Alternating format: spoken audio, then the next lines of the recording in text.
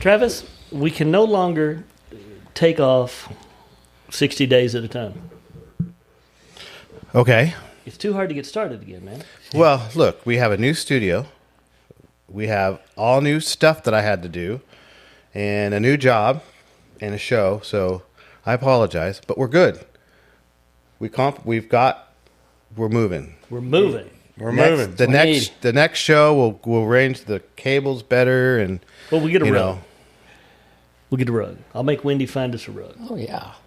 So I need lights back here, but how are you? Hey, I'm good. How is the new gig? It's good. I actually really enjoy it. I'm really busy, but I really enjoy it. For the first time in 25 years, Travis and I don't work together. Yep. He moved on to greener pastures in the RV business. Yeah. With a company that will remain unnamed until they give us a check. So speaking of that, guys, we have sponsors this year. Yeah. We have we are setting in our new studio that most people have seen the video because I've got some calls, texts, and emails about it. We are now sponsored by Aspen Electric Services and Cabin Boys Brewing Company, which Earl says is his favorite sponsor. Right beer. Earl's favorite beer is free beer. Free beer. Careful your papers on the camera. Uh-oh. Yep, I see it. It might block you. So, T-Hall, what have you been up to with the new job? Is everything good? We got to get that intro music back because I just can't do this without intro music. Well, we'll have it next time. Okay. I mean, it's there. It's right there. The button's lit up and everything. But and the Duke of Earl. And yep. Duke of Earl. And our guest. No, I just mean your music. Oh, the music from that. Oh, yeah. Duke Los of Earl. Angeles radio DJ. Duke, Southern California. Duke of Earl. So let's talk about some cool stuff. First, he used to sit to my right all the time. Yep. And now, thanks to the new setup, the new chairs, and the furniture that came out of my house, and I want you to know, Travis, to get you the furniture you wanted, I had to buy a new living room furniture. Aww. And you boys should have been here the other day when that couch came up the stairs. It was a handful, but not my hands. There were two guys that took care of it. So, boy. We got the Duke of Earl, Steve McQueen Hahn, and we're going to celebrate something with you today, Steve. What's that? We have successfully had the Bullet retirement. Yes. The Bullet is no longer a daily driver. That's right. And I forgot your car cover. I have a car cover for your Bullet. I've been waiting for that. And we'll get that. But right. So the Bullet's retired. He now drives a Raptor.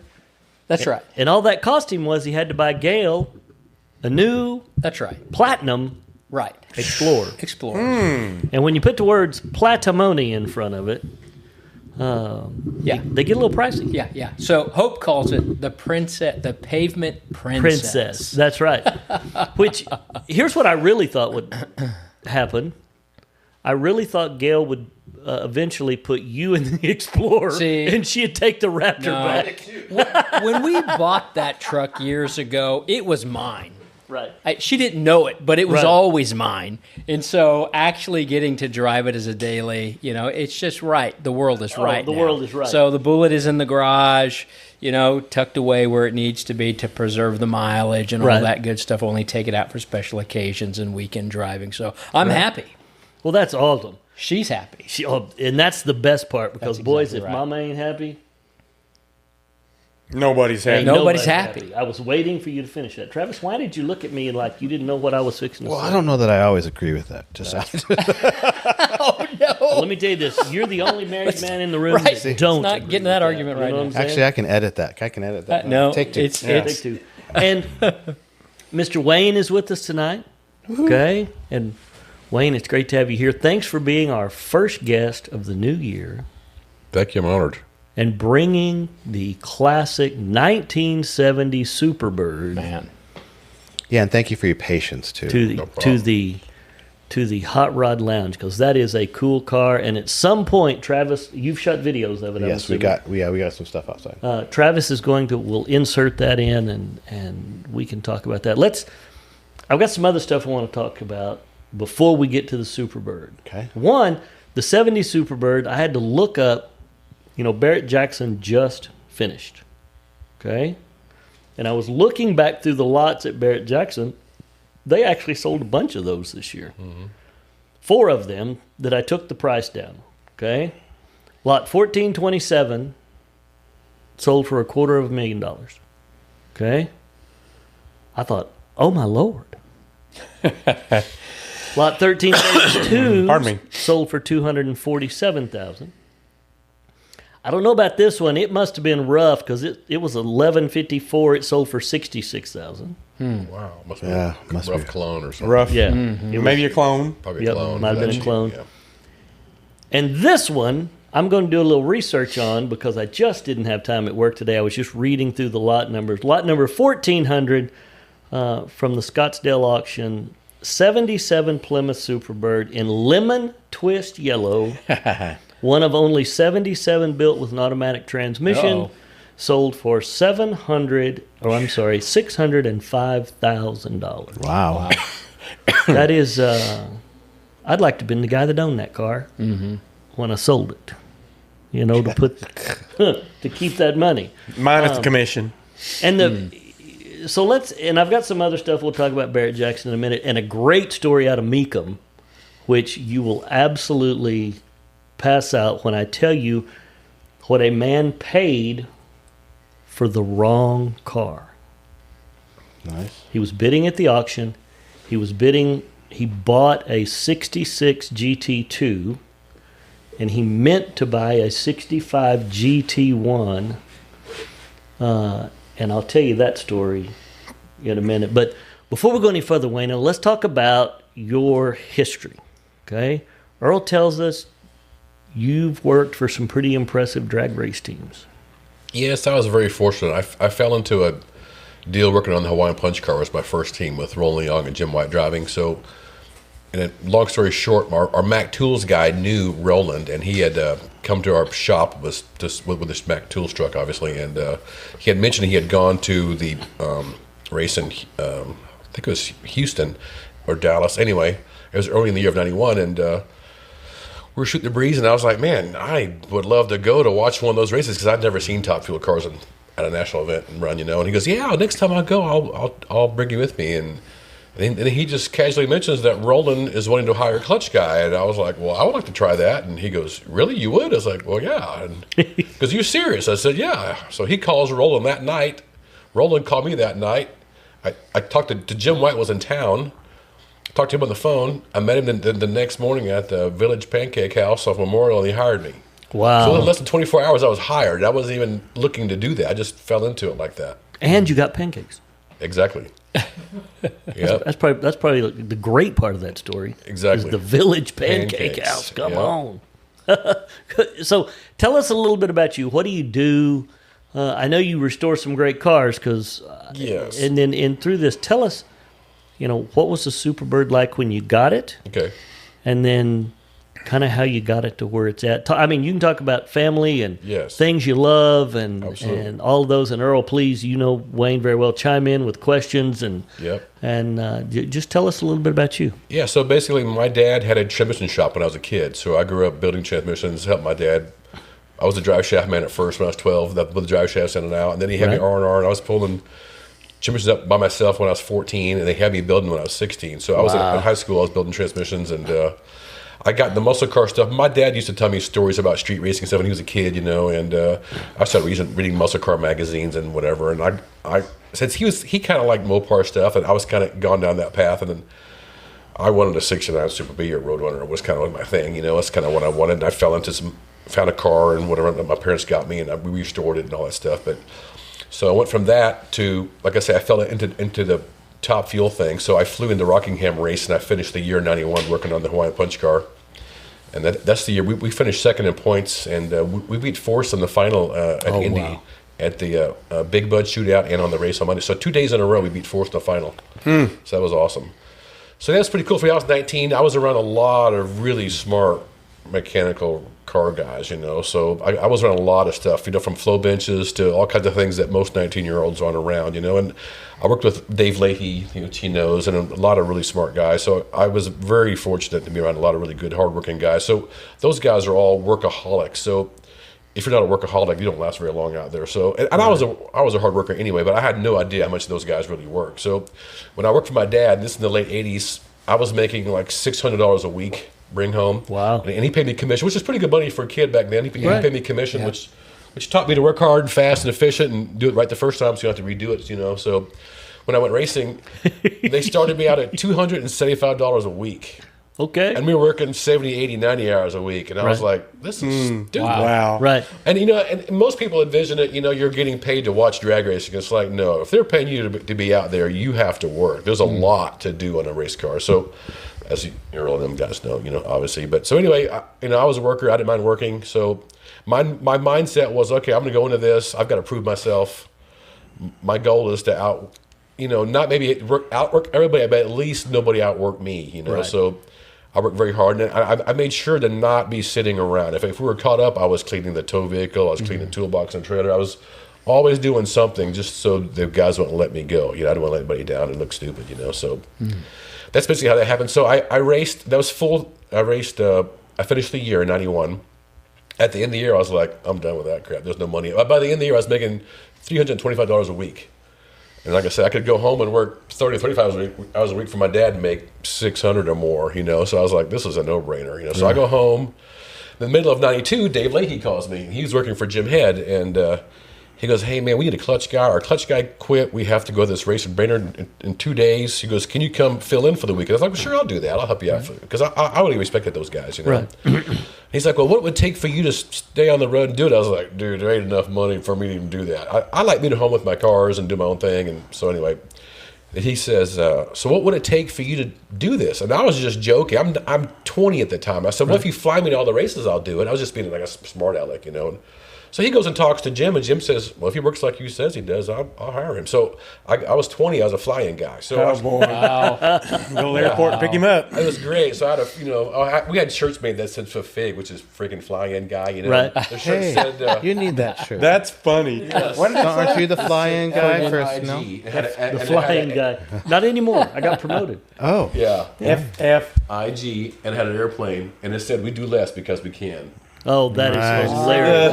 That is so cool. That is Awesome. cool. So that's how I fell into flying. So I flew from. Hey, Earl, we need to buy that shirt for Patterson. Yeah. You see how Flies to the easily show we we get meet now. derailed Yes, into exactly. a different, Go ahead. I'm sorry. Yeah. So from '92 to '02, I was a flying guy. Right. So I went to work for Jim Head in '92. Then '93, I don't think I raced Jim Head. Ended up getting a full. He needed a more full-time guy. So anyway, '94 and '95, I worked on the Smoking Joe's car with Gordy Bonnet driving, with Leonard Hughes. Camel cigarettes. Yes. Smoking Joe. Smoking Joe. Yeah. And I worked for Bruce Sarver. I worked for Del Worsham in '97. Worsham. Yeah, he's introduced to me. I still see Worsham at the track. He still races. Really? Dale Worsham, his dad Chuck. Uh-huh. I worked for Tom Hoover, the Showtime from Minnesota Showtime. to Tom Hoover. I worked for Don Perdome for a few races. I filled in for a while there Snake. guys had broken his leg riding a dirt bike, so I was filling in. And then worked for Cruz Pedregon, Cruiser. Don Lampus, and IHRA. Worked for those guys for a while. They're great guys. So yeah, it was different guys, and like I said, it was kind of on and off. I wasn't looking to do it, but if they called me, I would go. So.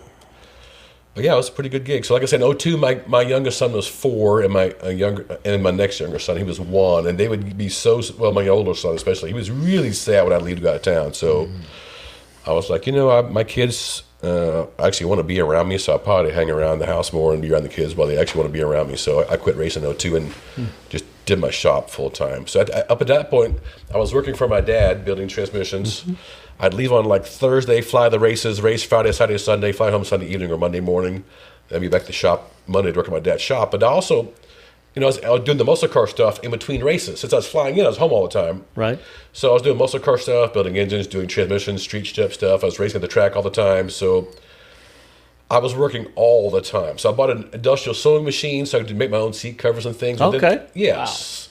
So then I started making. That's pretty cool. Yeah. It is. So I started making like engine covers and bottom end mats and windshield covers for top fuel teams. So I'd come to the races with 2 suitcases full of stuff I'd sewn for teams, race all weekend, and people knew I was doing it. So they'd stop and say, "Hey, Wayne, come by and measure our stuff." So I'd measure I made like tanks to cover the body on a dragster, so when you spilled fuel, it wouldn't mess the paint up. And I'd sew weight bars in them too, and all this stuff. And it was cool for them because I'd measure it; it would fit perfectly, and it'd show up at the next race so they would have to stop anywhere and have it made. Right. So I was making more money in sewing than I was racing. Wow. That's fascinating. Yeah. It was crazy. I made awnings for race trailers. I made all kinds of stuff, you know. Wow. So I was building transmissions. I was working on my own cars. I was sewing.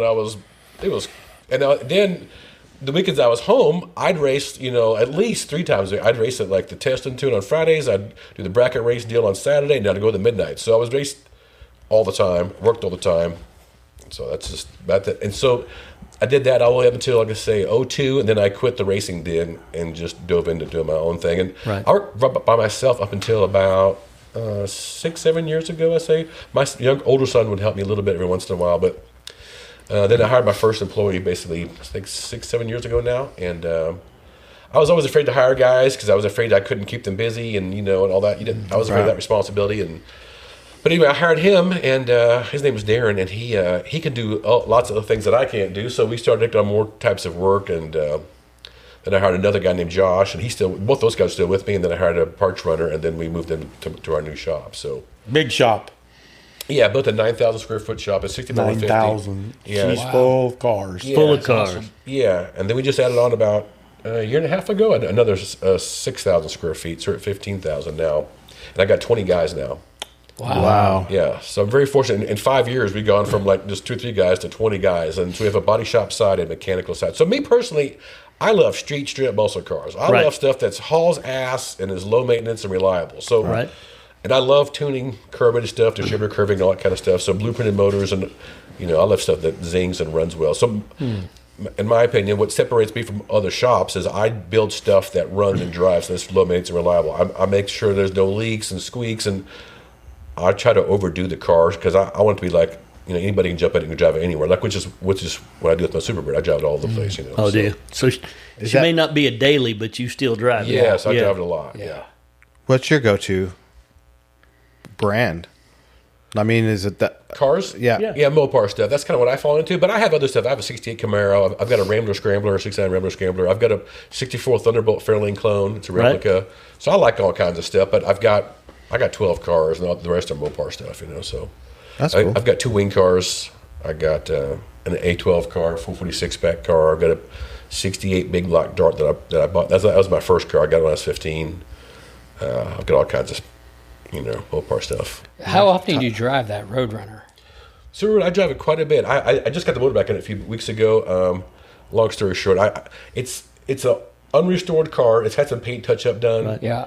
I fell into it. I wasn't looking to buy one, and I was at the right place at the right time, and the price is right. And I figured I couldn't lose money on it, so I bought it. But it was all matching number 6-pack, automatic on the column car. I pulled the original motor out, and I put a different motor in it so I can run the crap out of it. So it's got a 500-inch motor in it now. And it runs 12 flat. It weighs 4,170 pounds with me. It's like a boat. Big old boat. He says it so casually. It's a 12 flat. Yeah. It's a boat. flat. Well, hey. Yeah. Yeah, And old muscle cars, Man. for all these kids that play in the tuners, they are all old boats. Yeah. Yeah. Okay? Yeah. That Superbird was originally built for NASCAR. Yeah. Yep. And Richard Petty won a whole bunch of races in them things. Yeah. They couldn't catch him. Right. Now, let's face it, it's Richard Petty. He could drive a little red wagon and outdrive everybody. But Sorry, I visualized that. Travis is our non-car guy. Okay.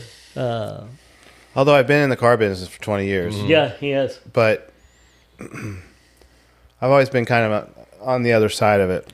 I'm the guy that was like, yeah, okay, it's, there's a piece of metal out there that needs to go off the lot. Yeah. I was never but I will say, as I've been here talking to these guys, a lot of this stuff is kind of starting to rub off on me a little bit. Yes, he buys gas now. Yeah. I do. I buy gas now. It's a long story. You don't. Travis actually, in the car business, has a pretty good distinction. He sold an '04 Ford GT. When Bob bought the store in '04, it was black and white, wasn't it? Nope. It was blue. Well, it was blue. Yeah. It was that car right there. Yep. And Travis sold Blue with it. the white stripes. Yeah. Wow. And Travis, it sat on our showroom floor, and Travis sold it to a guy in California. Are you ready for this? For $150,000. Wow. And you watch them things run at Barrett now for 6 and 7. Mm-hmm. Some of them 1.2. Yeah, Do you want to know how much commission I made? I can tell Yeah, you. we want to know. I can tell you. The league minimum. $150. Hey, wow. Not even kidding. I didn't get credit for You it didn't even work because hard. You worked all kinds of hard. You got nothing. at the time they were like, "Well, you Jeez. sold it online. You didn't have to do anything." Right. Well, I still sold it. No doubt.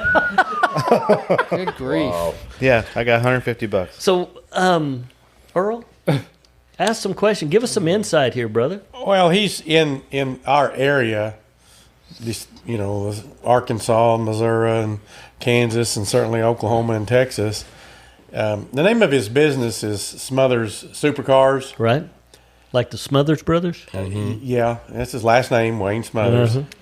So you see that a lot when they tag him, and there's a car in, Northwest Arkansas. Some badass say it's a really cool 440 Roadrunner. You know what I mean, with the grabber on there. Is that 71 where it pops 71, up? yeah. 71, and that they tag him. Said darn near sold this thing. Had all these problems with the carburetors.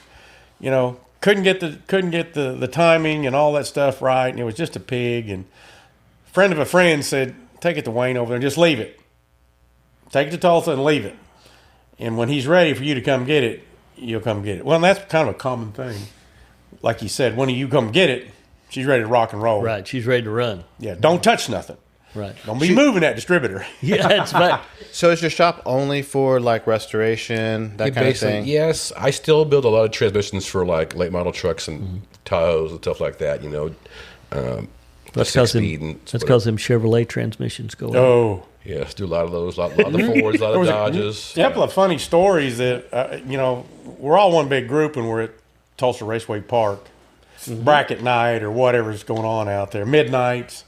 And one of the funny things was when he first started in that business, how guys will jab you right in the side and then go by and say, "Hey, Wayne, how's that mini transmission working in the minivan?" Oh, no. Remember that? Yeah. You still building minivan transmissions? And here he's got a big muscle car out there. Right. They just love gigging him, Hey, there's money.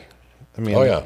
Minivans. Well, it's as you well know, from an automotive standpoint, a great transmission guy will make a living forever. Oh yeah, Forever. for sure. I mean, we had an old Ford transmission guy that worked for us for He knows him. 100 Harris? years. Gary Harris. He knows that Gary He's at very my shop a well. couple days ago, yeah. Mhm. just recently retired. Yep, he's still. Forced retirement.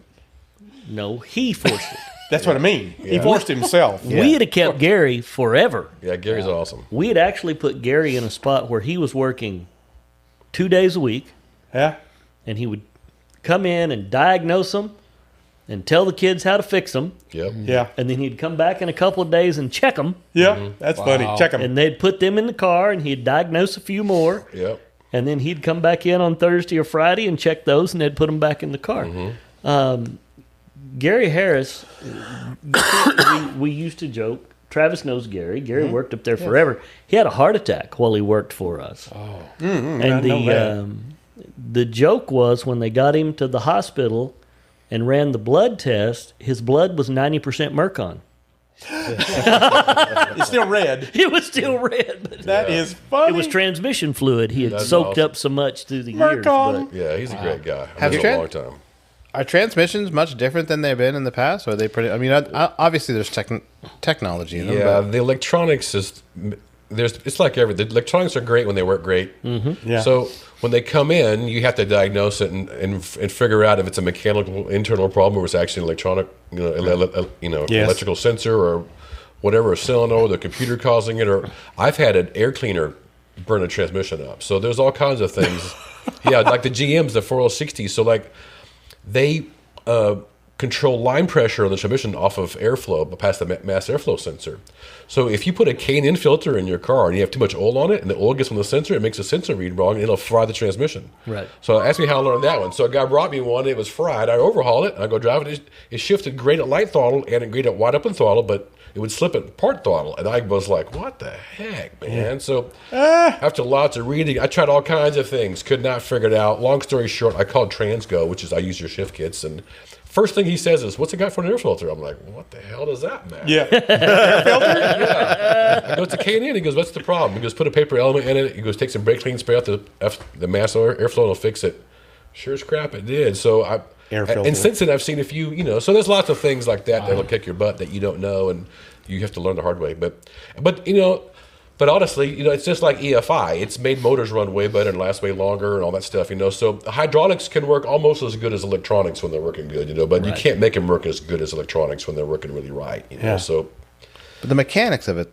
mechanical is basically the same thing, Yeah. Planetaries, the clutch backs, most of them have bands hardly anymore, but yeah. And then your younger technicians don't want to learn what Gary knows. Yeah. Oh, no, absolutely not. Too dirty, too nasty, It too is. hot, too sweaty. It's a long, hard road. I've never seen a transmission guy that when you go back there and talk to him is not just covered in everything. Everything. Particularly a farm truck. And when they take them transmissions and put them up on that transmission table and and there's just, I used to tell Gary, I hated walking down the shop because you stood there and talked to him long enough. I left with transmission fluid on. Yeah. That's funny, the Mercon. Oh, yeah, he had Mercon for blood, buddy. That's hilarious. When they gave him his blood transfusion, we took a case of Mercon down there so they could fill him back up. That's too funny. Back to the muscle car era and even some later stuff, when you have an issue, motor or transmission or anything else, other than your Shelby guy, they're trained to plug and play the part. The code off the computer says it's XYZ part. If it's in stock, they plug it and play it, and it should be fine, but they don't rebuild anything. Nothing. Not anymore. Nothing. Even Gary said, "Hey, Earl," he said, "the last two transmissions," he said, "they come in that plastic box. Put it in. Unplug all the stuff. Put it in and move on. Don't even touch it. Ship it back." And here's what he told me. Right. He said $23 would have fixed that transmission. Right. I know what's exactly wrong with it. They won't ship it to me. They want the whole tranny back.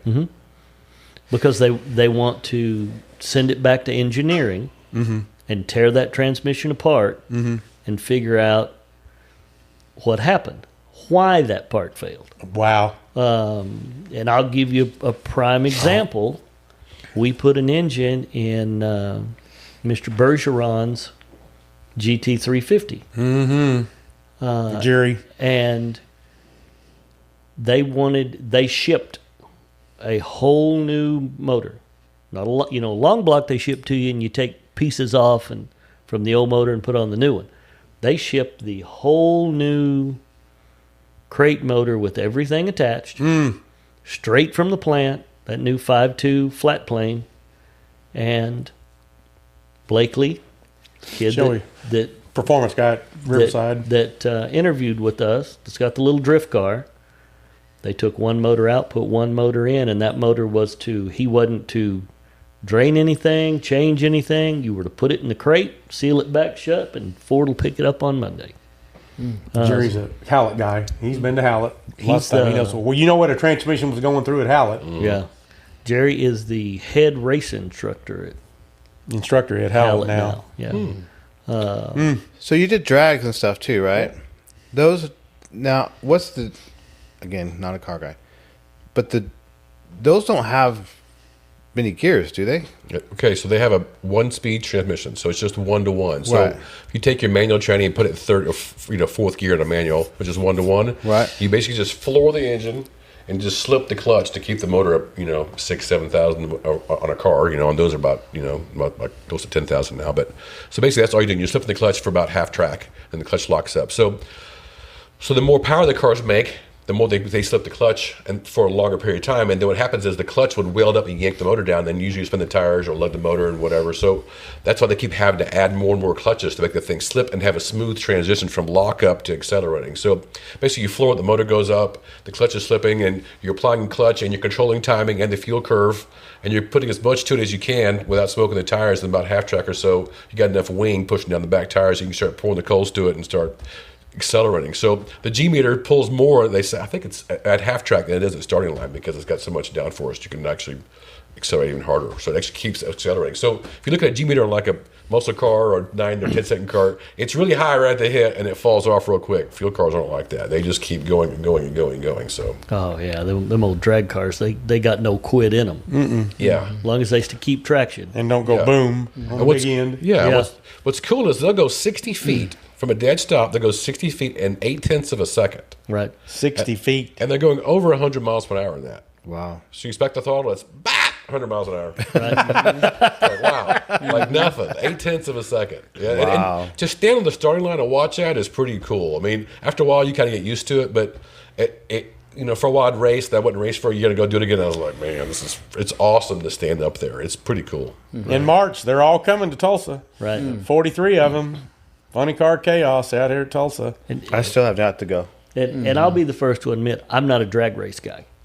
You know. He's a Hallett guy. I heard though you have to try to go. Like, Pardon me. Oh, I've been you to should drag experience. races. I've never with even Earl. experienced it. And which is Earl's fault, because he told me last year he was going to take me and he didn't take me. Yeah. Well, and the difference being, Like, one of the first races that he took me to, he said, I don't remember who it was. that Worsham? No. It was Worsham. No? Cruiser. He had the Advance Auto sponsor. That's an 02, Right. 99 02 range, yeah. So he said, I said, well, I want to feel that I'm contributing, because I'm going to have a all access pass. And he's had the barbecue many times before. I said, what if I do a barbecue lunch for him? He goes, you'll be a god. Yeah. So I did, and the benefit of that was all the guys are, their hands are as black as this T-shirt, and they're eating the pulled pork sandwich and dripping down here, and they're walking back to the car. Right. That's how they eat and work on the cars. You got so much to do. But the bigger benefit was, with an all-access pass, I get to go to the starting line Right. and watch the whole crew all come together on that car. Watching it from the stands is cool. I had no idea from me to you when both of them launch. Right. I will never forget that. It pushes your diaphragm and chest in so far, you kind of gasp for air. You do. To how much air it displaces and noise and coming out of those exhausts. I'm going, well, I'm addicted. I asked him, I said, Wayne, when's the next race? Yeah. Where are we going? We're going to Gainesville. I love to watch the orchestrated chaos in the pit at a big drag race. Mm-hmm. Because a lot of people don't know, they tear them engines down and all the components in between races. Mm-hmm. And you watch those big NHRA funny car teams, they roll that thing in there, put it up on jack stands, and everything has a hole. Mm-hmm. When they take that engine apart and then put it back together, and I'm like, Yeah. I can't put shelving together at the house. Yeah. Shelving. Okay? Yeah, so get this. Oh, sorry. No, I Go ahead, Shiva. question, because you built your business. You started when you were a young guy. You did a lot of great things. Tell me about your workforce composition. What does that employee look like that works for you? My guys? Okay. Yeah. The first guy, Darren. Be careful. This is a trick question. It is. No, it's not. It's really not. Well, go ahead. I'd love to hear about it. Okay. Well, the first guy I hired is Darren. He's an all-around guy. He can do pretty much anything. He can do roll bars. He can do paint and body. He can do wiring stuff. He can build a whole car from scratch. So he's an all-around, can do anything kind of guy. He's awesome. So the next guy I hired he was my oldest son's age when I hired him. So he's 27 now. So he must have been about 21, 22. And he never worked on cars really. He'd done his own brake jobs and a few things. And he came to me, wanted to know if I was hiring. I said, well, maybe, He goes, well, if you show me what to do, I can do it. I just want to make good money. I'm not afraid to work. I was like, well, that's what I need. I want somebody who can work, Right. who'll be dependable, and I can train the rest. Right. If you have some aptitude, obviously. So that's my number 2 guy that I hired. So then I hired a parts runner, because then I was wasting a lot of time running back and forth to Tulsa to get parts almost every day with all 3 of us working. So then it just progressed from there. So I got 6 or 7 body guys now on one side, and the rest are mechanical guys. So Paint and body. Yeah. So just, the question, how do you develop your employees? And it sounds like you're willing to do on-the-job training for folks. Yes. For the right person. Yes. Right? We are not at Goodwill. I'm gonna in a minute. He knows you where watch I'm going with this. this. I'm gonna ask Steve-O a question, and Yeah. you'll understand where this is coming Hold from. on. Well, because in so many industries these days, you have to offer the OJT. Right. Because it's they're not getting it in high school. They're not taking the tech courses. And so and they enter the workforce unprepared for the next step. So as an employer, having a training program to get the person up to speed to what you want is a custom build on that employee. And Steve-O, remind us what you do for a living. So I'm in workforce development. So I'm the chief mission officer for Goodwill Industries of Tulsa, and that's what our mission is, to help, find work opportunities. We provide training and supports. And so we're always looking for companies, especially at the entry level, because Sales pitch. yeah, that's where our bread and butter is. But people these days, they have a job in mind, and it's usually like a middle space, middle management, something like a CNC operator, but they haven't done some of the front end stuff. Yeah. And so just that pathway toward that position that you want, it takes showing up every day. Yep. It takes learning the process. Good attitude. It takes the good attitude, following directions. Don't waste lots of time on the phone. Right on. Breaks. It's like I tell all my guys when they come in, the harder you work, the better job you do, the less time you spend on your phone, the better I'll pay you. And there you go. My guys that are really good, I call it's putting the golden handcuffs on them. I want them to not leave, So I put all this time and energy in you, and I want you to be here, but I want them to be happy, That's so right. I try to do lots of things to, we've just started carrying insurance, and we're working on getting 401k and some things like that, so I can have good employees, so keep them happy. But we're also going to do I learned from a buddy of mine, actually a customer of mine, I did some cars for, and he ran the 4 Nordam plants in town. Mm-hmm. So I never forget, he told me, he goes, we can pay guys really good money, but that doesn't keep them there. That's right. It doesn't keep them happy. He goes, they would do like team baseball things and picnics, and they would have that for humanity things, so. Social stuff. Yeah, so I try to do that with my guys too, and I got some things planned, like we're all going to go down to Texas and do an exotic rental car thing and have them all drive a car. That's pretty amazing. Texas Motor Speedway. Right well, on. they have one that's at a road course down there. It's driveexotic.com or something like that. Yeah. It's fun. It's like $300. You can drive 3 exotic cars, 3 laps apiece. Wow. Which 350. what town's it in? Do you remember? It's just south of Dallas. I think it's south It's of in Dallas. Granbury. Oh, Granbury. Okay. Yeah, you know where that track is? Yep. It's huge. Have you been to that? Yeah. It's awesome, isn't it? It's awesome. It's cool. So it's fun. So I'm going to do those kind of things for the That's guys. great. It's What do the you work do? hard, play hard culture. I think that's great. Yes. You've got to reward your employees with something meaningful. Yes, not just show up and leave and show up and leave. Right. It's like, it's got to be, I want a team. And I've played team sports, and if you have a guy on your team that's just not trying hard, it makes it miserable. Yeah. Right. But if everybody works hard and tries hard, even if you lose, it's still fun. That's right. So that's what I want it to be like. I want guys to have a good time doing it. Well, are your kids in the business too? My younger son is, yeah. So Joey, he's 25. He does almost social media stuff and my tech nice. stuff. So he's not a car guy, but he's always been into.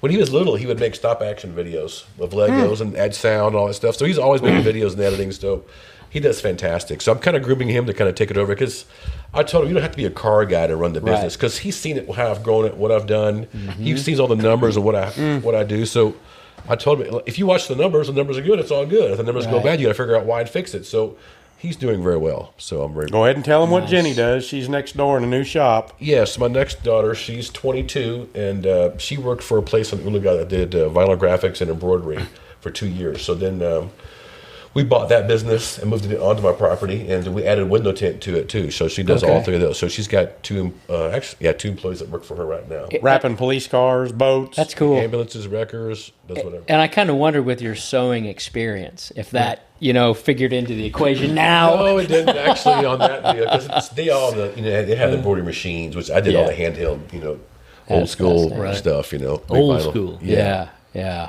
Wow. Yep. All right, that was my question, Well, man. Yep. I told you. See? It was a trick You question. walked Yeah. into it. Yeah. Right on. Yeah. Always looking for talent. Well, actually, most businesses are, particularly in trades and crafts, looking for talent. Someone that, first of all, will show up. That's right. Two, has a work ethic. If they don't understand it, don't get it the first time, they're not afraid to ask. Right. How can you help me get better? Right. Nothing wrong. There's never a dumb question. Yeah. Never. Well, Well, sometimes there's stuff. no such. Sometimes there's a dumb question. Yeah.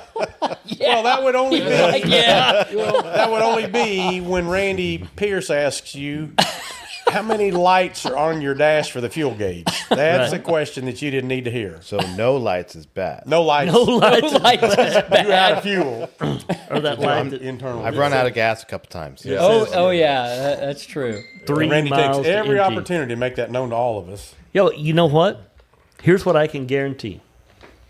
The next time he runs out of gas, and there will be a next time, he won't call me. No, Okay, look. that is funny. Triple A. It said I had 10 Triple miles. A. It's empty. Oh, yeah. Jeez. So I didn't think twice I got about 10 it. miles, yeah. Okay, so Wayne, from a mechanic standpoint, how far do you let the gas gauge go down before you That's get a great fuel? question.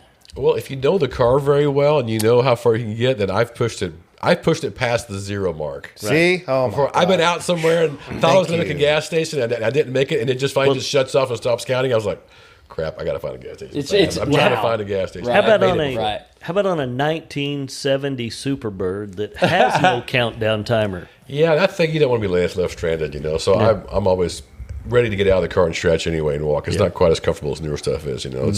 It's got it's got that Naugahyde interior, you know. That Naugahyde. yeah. Nobody knows what that is. So, in a minute, Travis is going to start counting us out of here. So did any of you guys watch Barrett-Jackson last week? Nope. Bits and pieces. Sinners. That's what you are. Sinners. Okay? I watched it. I watched the whole You thing. sent us I sent you pictures. pictures. So you knew it was on. It was happening. Yeah. Still it don't was understand happening. the movie. Huh? I don't understand the movie of Sinners. No, I said you didn't watch Barrett-Jackson. You're a sinner. Oh, I thought you meant the movie Sinners, which is up for like 3 or 4 Academy Awards. Lord, there's a movie called Sinners? I know Yes, sir. nothing about movies. I don't watch Kathy said, movies. let's watch Don't it. It's either. freezing So outside. let's talk. I pulled up from Scottsdale this week the top 10 of what they sold. What do you number one sold for $2.6 million. What do you think it was? It was Ferrari. 2026 Corvette ZR1. Wow. Got 8-second ride, yeah. Yeah. And I'm assuming it was probably, well, they sold it for charity. I'm assuming it was VIN number one. And number Yeah. one. And I can almost bet you if we go back and look at it, Rick Hendrick bought the car. Because he buys all them. When it comes to vets, he buys the first one and the last one in all of them. So I bet he bought it. 1955 Mercedes-Benz Gullwing Coupe, $2.5 million. Wow. That's a nice car. And remember, all of these numbers you add 10% to because they pay a buyer's fee. And You then add they charge, 10% or they just don't get 10%? they add 10%. Wow. Okay. So from a seller standpoint, you pay the auction 10% to sell it, and the guy that buys it pays 10% to buy it. Yep. Well, Huh. So Yep. do the math. Third place, 1961 Mercedes-Benz 300 SL, $1.8 million. 19 McLaren, $1.8 million. I mean, these were all Saturday night cars. 2011 Ferrari, $1.6 million. Earl, we should have been at Barrett-Jackson this week. We got a guy. We Tulsa know a guy. guy. Go ahead, Travis. no. I mean, Mike we've McCollum, been saying it for 3 years. That's what I was going to say, too. It's just what we say all the time. Signer of cars. Next year, Yeah. we're going to He go got- then puts them January. through that authenticity. Well, thing for the problem is the real we can get in for free. It's the hotel and getting the there, travel right, that. right kill on. you. I know a guy that might be able to get us to motorhome to go out there in. Oh. Is his name T Hall. Yeah. So Wow. before we get out of here, let's talk about this one. 2026. Ford introduced a new Mustang this year, boys. The Dark Horse SC. It is a 5.2 flat plane crank with a supercharger on it. They sold VIN number 1 for $1.25 million. That's the same car that's sitting on my showroom floor with just a different motor. Cool little car. But here's the one I told you we were going to talk about. This was at Mecum the week before. They sold a bunch of GT40s that week. Okay? They ran 2 back-to-back. A 1966 GT40 MK2. It was a factory lightweight car that they built. I believe it said there were 3 of them totally built. They also ran a 1965 GT40 MK1. I was looking at before the auction, I was reading through all the cars that were going to sell. The GT40 MK1 belonged to Carroll Shelby. And they were forecasting it would bring somewhere in the $13 million mark. Okay? It rolled across the block behind the 66 GT40 MK2. And these 2 cars, as you all know, look nothing alike. Okay? They were even different colors. The MK2 sold for $12.375 million, and all the experts said it would sell for $5 million. And I'm watching this auction going, how do you miss it by that much money? Carroll's car came across the block and they didn't sell it. It got to $5 million, never relifted the reserve, because at Mecum you can put a reserve on a car. I read a few days later that the gentleman that got the MK2 home discovered he bought the wrong car. He wanted the MK1 that belonged to Carroll Shelby, and he bought the wrong car. Because Shelby's name would have been on the title. Yeah, it would have. Yeah, it's not just Shelby American. But How would actually you like to Carroll. make that mistake? Man. Get this thing home, and you've paid $12.3 million plus 10%. Which he's not going to get back because that car's not worth that. No. Well, let me ask you this. You go to the guy that thought he was going to get $5 million and you bought it for $12 and you want some of your money back, you think he's going to give it to you? Nope. Why not? I mean, Let the bidder beware. Yeah. But to even have that much, I mean, just, I don't know. Yeah. To spend that much on a car anyways, just, it's a beautiful thing, Travis. I get it. But I mean, if you have that money to spend on a car like that, he probably has the means to fix the situation or take the hit. Or buy the other one. There's no fix, man. You're going to Averages write. losses out like a stock. Yeah. Right. What was that? Averages lost out like buying a stock. Oh, Right. he'd have to. But Yeah. I'm sitting there reading that story and I was like, oh, dear Lord. Yeah. I think what happened, it was way too many drinks at the bar before he started bidding on cars. Yep, up in the skybox. Well, that's the thing. 2 guys had to bid on it to get it that high, unless they had a shell. That's true. You know? Yeah. There was, Who was there the was- other jug guy that was bidding on the wrong car? I've seen him sitting Probably up some there. guy sitting there go, watch this. He doesn't know this, but watch this. Yeah. Right. We're going to get him up. We're going to get him up. Yeah. The cool part, and I'll look it up, Nick, before we talk about auctions again. There's a guy that works for Mecum. He's an auctioneer, and he wears a big black cowboy hat when he's on the block, and he opens every car bid at $1. $1. Because he says everybody in the world deserves to bid on a classic car one time. $1. That's cool. So he opens them all at That's $1. good. That's what I need to start doing for you guys. Start doing my auctioneering thing. Yeah. No. Okay. We like the other better. So, You never heard my auctioneering thing. T-Hall, are we about out Oh, of we're time? way out of. We're way over. So it's great. I love being over. Right on. So, gentlemen, how you like the new setup? Pretty cool. It's very cool. We have a lot to do. It will get a whole lot better, a whole lot smoother.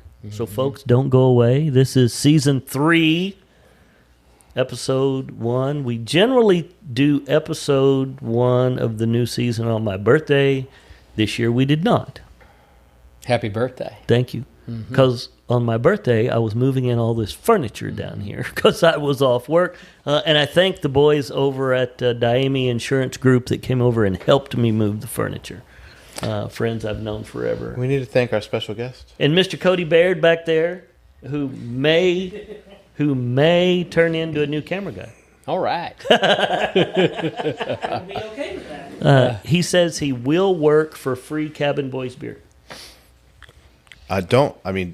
Modified with your mom's desserts. Yeah, Mom. Yeah, Thanks, yeah, Mom, yeah. for the cool Oh, dessert. my Right. gosh. my So, gosh. guys, it's been fun. Yeah. We're going to have to get out of here. Yep. We will continue to update this place. And Wayne, cool car, dude. Thank you. And thanks for coming. Thank you, sir. Thanks for bringing her out. Heck Maybe yeah. as the summer goes on, it stays lighter a little longer.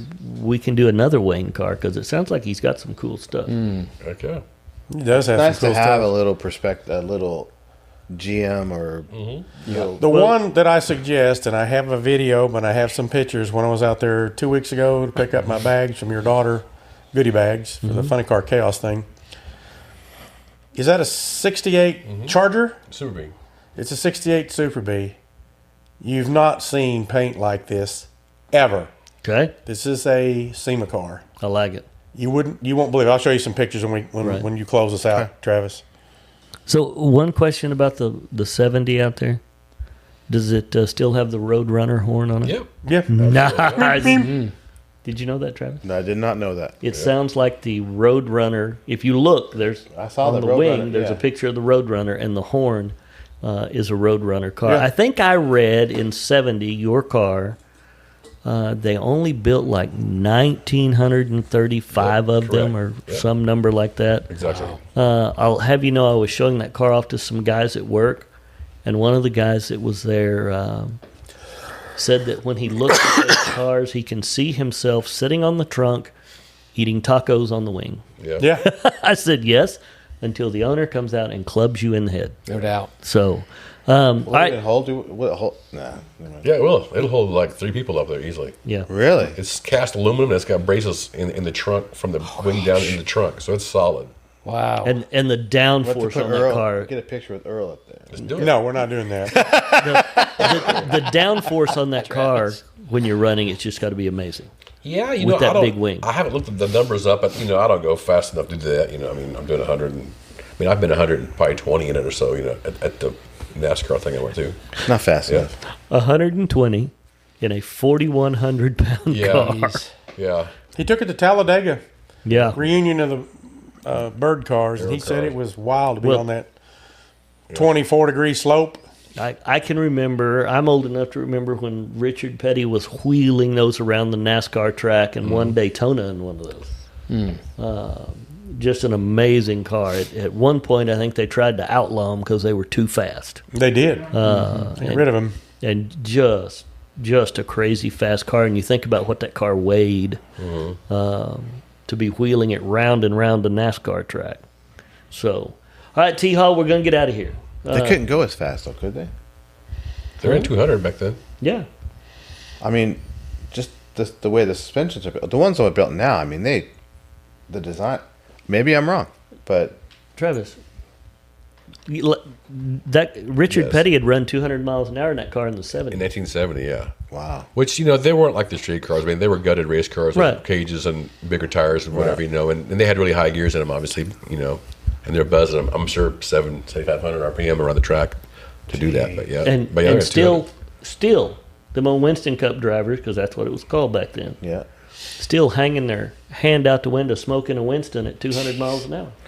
Jeez. All right. Well, on that note, And back up in '66, Ken Miles was turning runs on the Mulsanne Straight at 220 in '66.